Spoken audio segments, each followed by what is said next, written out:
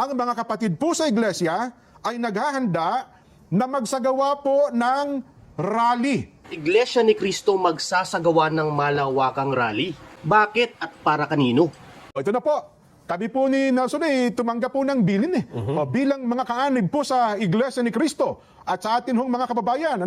Dahil po dyan, mga kababayan at mga kapatid sa iglesia, ang mga kapatid po sa iglesia ay naghahanda, Nelson. Ulitin ko po ang mga kapatid po sa iglesia ay naghahanda na magsagawa po ng rally. Magsagawa po ng rally upang ipahayag sa lahat ng mga kinauukulan. Para kanino po ulit?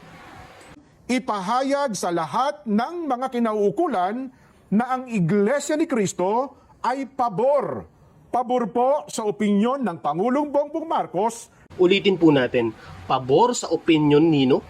Pabor po sa opinyon ng Pangulong Bongbong Marcos na hindi sumang-ayon sa isinusulong ng ilang sektor na impeachment.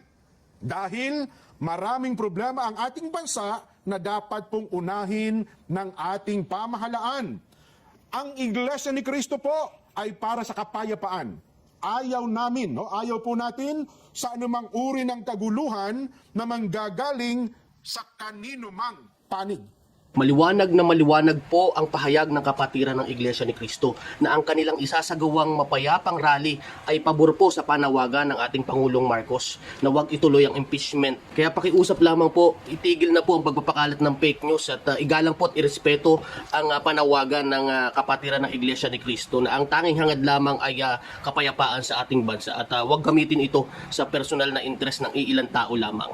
Sila ang inyong maaasahan, may balitang totoo sa bayan, mga kwentong hango sa tunay na buhay, galing sa kanila mismo ang salaysay. Bagong makabayan na mamahayag, makadiyos, makatao, makabayan lahat.